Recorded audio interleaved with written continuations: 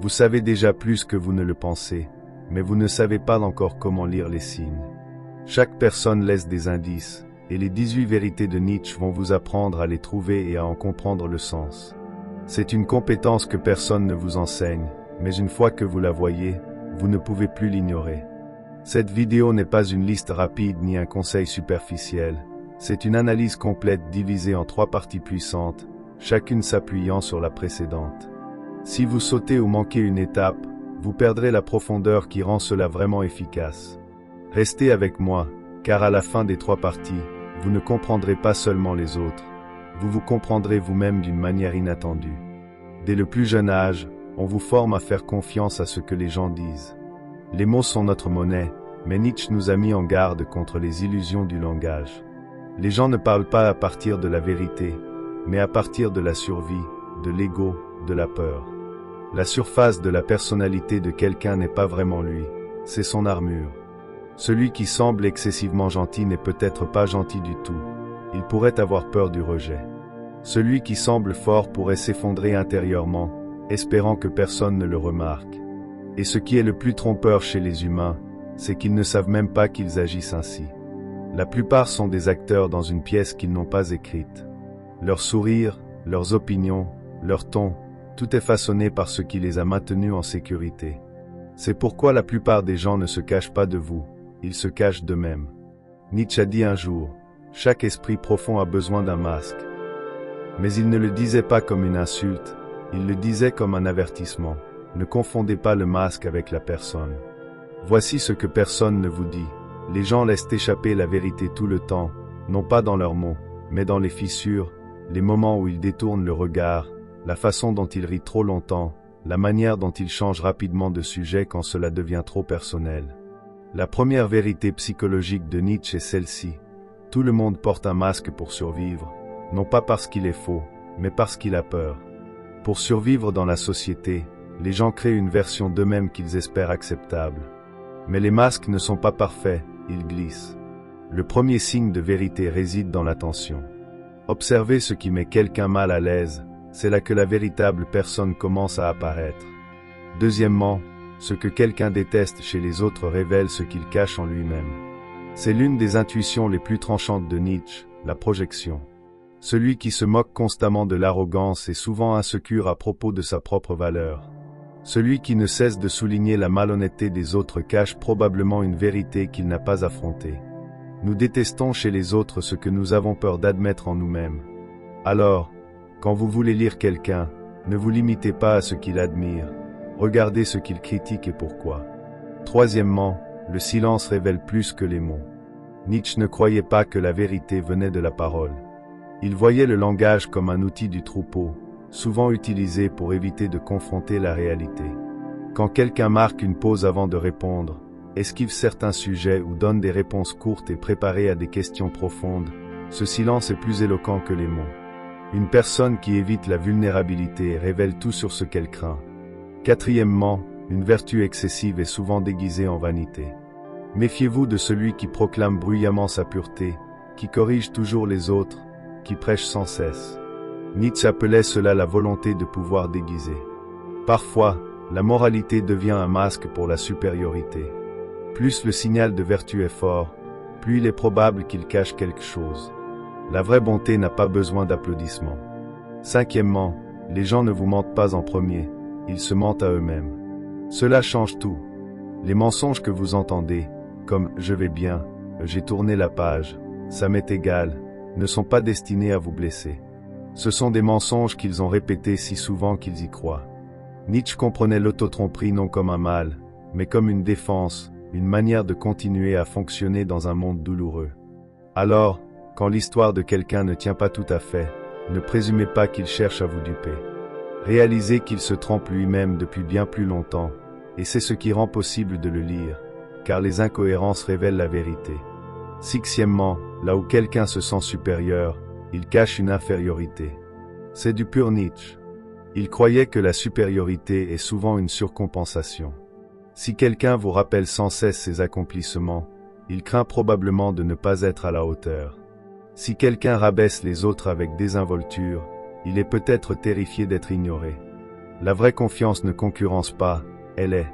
Alors, si quelqu'un a besoin de dominer, de contrôler ou de prouver, regardez derrière le trône. Vous y trouverez souvent un enfant effrayé portant une couronne. Lire les gens ne consiste pas à les juger, mais à comprendre leur essence. Quand quelqu'un interrompt constamment, vous savez maintenant que ce n'est pas toujours de l'arrogance, mais peut-être la peur d'être oublié. Quand quelqu'un publie obsessivement sur son bonheur, cela peut être un cri d'aide. Quand quelqu'un évite le contact visuel en disant « je vais bien », écoutez le corps, pas les mots. Utilisez ces vérités non pour gagner du pouvoir, mais pour offrir de la compassion. Plus vous voyez clairement quelqu'un, moins vous avez de chances de le détester. C'est le secret de Nietzsche. Il ne voulait pas que vous voyiez à travers les autres pour les contrôler, mais pour cesser d'être dupé et commencer à établir une vraie connexion. Si vous avez déjà regardé quelqu'un et senti que vous ne voyez que la surface, si vous avez déjà souhaité décoder ce qui se passe vraiment sous le masque, laissez un commentaire ci-dessous. Parlons des moments où les gens vous ont montré la vérité sans dire un mot. Si cette vidéo vous a aidé à voir les gens différemment, abonnez-vous, il y a beaucoup plus à venir. Vous voudrez voir le reste des vérités de Nietzsche se dévoiler. Remarquer un masque, c'est une chose, le voir se fissurer, c'en est une autre. Si vous y avez déjà prêté attention, vous l'avez probablement vu. Un éclair d'inconfort quand les croyances de quelqu'un sont mises en doute, un changement de ton quand le sujet devient trop personnel, un rire nerveux qui ne correspond pas aux mots. Ces moments ne sont pas des erreurs, ce sont des indices. Si vous savez quoi chercher, vous commencerez à comprendre que les gens ne sont pas difficiles à lire, ils ont juste peur d'être vus. Dans la première partie, nous avons exploré comment les gens construisent des personas pour se protéger. Mais ici, dans la deuxième partie, nous allons plus loin dans les endroits où ces personas commencent à se briser. Nietzsche croyait que le soi n'est pas stable, c'est une performance, un rôle cousu pour survivre au monde. Et au moment où il est menacé, la vérité s'échappe. La plupart des actions sont motivées par la peur. Commençons par là, car c'est plus universel que vous ne le pensez. Septième vérité, la plupart des actions sont dictées par une peur inconsciente. Demandez-vous, pourquoi quelqu'un s'explique-t-il trop? Pourquoi domine-t-il une conversation ou disparaît-il complètement? Pourquoi dit-il oui alors qu'il pense clairement non? Peur de l'abandon, du rejet, de l'humiliation, de l'échec. Nietzsche savait que les humains agissent rarement par pur désir, mais par une peur profonde de perdre leur statut, leur amour, leur valeur. Alors, quand vous voulez lire quelqu'un, ne vous focalisez pas sur ce qu'il dit vouloir. Demandez-vous, de quoi a-t-il peur de perdre? C'est là que réside la vérité. Huitième vérité, quand quelqu'un critique trop, c'est de la projection. La prochaine fois que quelqu'un critique constamment les autres, écoutez attentivement. L'homme qui se moque des gens émotifs pourrait avoir peur de ses propres sentiments. La femme qui rabaisse les autres pour leur apparence pourrait être en guerre secrète avec son reflet. Nietzsche disait que le jugement ne concerne presque jamais l'autre, mais soi-même. Alors, quand vous entendez des critiques répétées, ne vous laissez pas distraire par la cible, suivez la ligne jusqu'au locuteur. Quelle partie de lui essaie-t-il de rejeter? La projection n'est pas seulement un mécanisme de défense, c'est une confession. Si vous écoutez bien, elle vous indique exactement où vit la douleur de quelqu'un. Neuvième vérité, la confiance est souvent une culpabilité déguisée. Il y a un type de personne que vous avez probablement rencontré, celle qui semble trop sûre d'elle, toujours en contrôle, toujours composée. Mais observez longtemps, et vous verrez la tension dans sa mâchoire, la manière dont il se surpasse, la défensive sous pression. Nietzsche a observé ce phénomène chez les leaders, les enseignants, les prédicateurs qui jouent la certitude parce qu'ils ont peur d'être découverts. Quand quelqu'un est chroniquement confiant, cherchez la culpabilité qu'il essaie d'enterrer. Peut-être regrette-t-il quelque chose, ou essaie-t-il de prouver qu'une version de lui-même a tort. La vraie paix ne se donne pas en spectacle. Alors, quand quelqu'un semble trop confiant, ne soyez pas intimidé, soyez curieux. Dixième vérité, l'exagération révèle la vérité cachée. Cela est subtil mais puissant. Une fois que vous le voyez, vous ne pouvez plus l'ignorer. Quelqu'un qui dit constamment « je me fiche de ce que les autres pensent », s'en soucie probablement beaucoup. Celui qui affirme « je suis toujours heureux » ne l'est probablement pas. L'exagération est un indice, c'est l'ego qui essaie d'étouffer le doute. Nietzsche croyait que l'extrémisme dans n'importe quelle direction est une forme d'instabilité, pas de force. Quand les déclarations de quelqu'un semblent trop absolues, ne croyez pas au contenu, lisez l'insécurité en dessous. L'exagération est un volume, et la question est, que cherche-t-il à faire taire? 11e vérité, ceux qui recherchent le contrôle craignent souvent un chaos intérieur. Nous cherchons le contrôle partout, dans nos emplois, nos relations, nos routines. Mais certains le désirent au point de l'obsession, et c'est un signe. Nietzsche l'a vu clairement, quand le monde intérieur est désordonné, le monde extérieur doit être géré de manière obsessive. Si quelqu'un micromanage chaque détail, ne supporte pas le changement, ou domine les autres pour se sentir puissant, ce n'est pas parce qu'il est fort, c'est parce que quelque chose en lui est hors de contrôle. Alors, au lieu de craindre la personne contrôlante, voyez-la pour ce qu'elle est, quelqu'un terrifié que tout s'effondre s'il lâche prise. Plus la coquille extérieure est stricte, plus le soi intérieur est fragile. 12e vérité, la performance cache un vide déguisé. C'est l'une des intuitions les plus troublantes de Nietzsche, et elle s'applique plus que jamais aujourd'hui. Regardez les réseaux sociaux, l'énergie constante du « regardez-moi », les poses parfaites, les mises à jour incessantes, l'identité curée. Nietzsche ne voyait pas cela comme une force, mais comme un désespoir. Quand quelqu'un performe constamment, c'est parce qu'il ne croit pas qu'il sera vu ou aimé sans cela. Alors, il crée du bruit, des couleurs, du drame. Mais celui qui se connaît vraiment n'a pas besoin d'être regardé, il est déjà entier. Quand la vie de quelqu'un ressemble à une performance, rappelez-vous, ce n'est pas une démonstration de pouvoir, c'est un murmure de besoin. Vous commencez probablement à le ressentir maintenant, ce changement. Vous entrez dans une pièce, et soudain, les schémas parlent plus fort que les mots. Vous voyez quelqu'un interrompre constamment et réaliser qu'il a peur d'être oublié. Vous voyez quelqu'un se vanter sans fin et sentez sa blessure invisible. Vous ne lisez pas les esprits, vous lisez le masque, et Nietzsche vous a donné la lampe de poche. Ce n'est pas seulement une compétence, c'est une responsabilité. Une fois que vous apprenez à voir les gens clairement, vous ne pouvez plus l'ignorer. Vous commencerez à comprendre que la plupart souffrent silencieusement derrière des sourires polis. Les lire ne consiste pas à prendre l'ascendant, mais à offrir de la grâce. Quand vous voyez l'enfant derrière le critique, la peur derrière le tyran, la culpabilité derrière l'arrogance, vous ne devenez pas plus faible, vous devenez inébranlable. Si cette partie de la vidéo vous a ouvert les yeux, attendez la partie finale. Dans la 3e partie, nous retirerons la dernière couche. Nous explorerons comment les blessures profondes de l'enfance se manifestent dans les personnalités adultes, comment leur envie, leur silence, leur besoin d'être remembrés révèlent leur âme. Vous apprendrez les 6 dernières vérités qui vous permettent de voir les gens avec une clarté absolue. Mais plus important encore, vous vous comprendrez vous-même. À ce stade, quelque chose en vous a changé. Vous ne voyez plus seulement les gens, vous les lisez, non pas comme des méchants ou des victimes, mais comme des humains essayant de survivre avec des masques qu'ils n'ont même pas choisis. Mais nous n'en avons pas fini, car derrière chaque comportement se cache une croyance, et derrière chaque croyance, une blessure.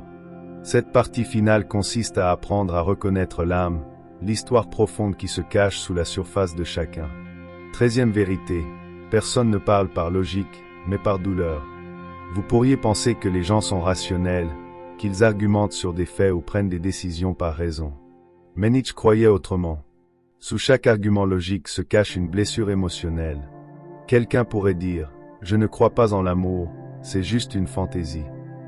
Mais écoutez attentivement, ce n'est pas un fait, c'est une protection contre une douleur. Les gens forment leurs opinions à partir de ce qui les a blessés, puis justifient ces opinions avec de la logique. Alors, pour comprendre le point de vue de quelqu'un, ne demandez pas seulement ce qu'il croit, demandez ce qu'il a brisé, ce qu'il a effrayé, ce qu'il ne veut plus jamais ressentir. Cela change tout. Cela déplace votre focus de « pourquoi dit-il cela ?» à « de quoi a-t-il peur de revivre ?» Et soudain, leurs opinions ne sont plus des menaces, mais des défenses. Leurs arguments ne sont plus des attaques, mais des boucliers. Quand vous voyez cela, vous cessez de réagir, vous commencez à comprendre.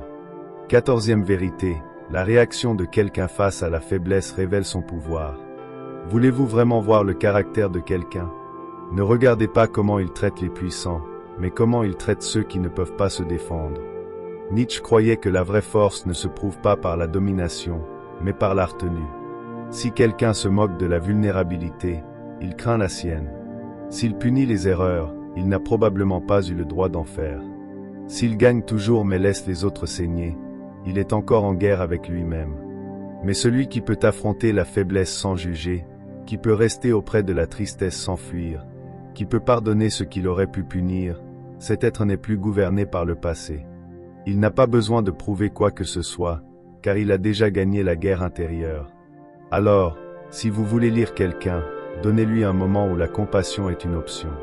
Ce qu'il fait à ce moment-là vous montrera qui il est, pas seulement qui il prétend être. 15e vérité. Quand quelqu'un craint d'être oublié, il recherche l'attention. Avez-vous déjà rencontré quelqu'un qui a toujours besoin d'être vu? Dans chaque pièce où il entre, dans chaque histoire qu'il raconte, dans chaque tenue qu'il porte, il crie « Regardez-moi ». À première vue, cela ressemble à de la confiance, mais Nietzsche voyait au-delà. Il croyait que la soif d'attention vient souvent d'une peur plus profonde, celle d'être invisible, d'être effacé, de vivre et mourir sans laisser de traces. Les gens créent du bruit, non pas parce qu'ils l'aiment, mais parce qu'ils ne supportent pas le silence. L'enfant ignoré devient l'adulte qui surcompense.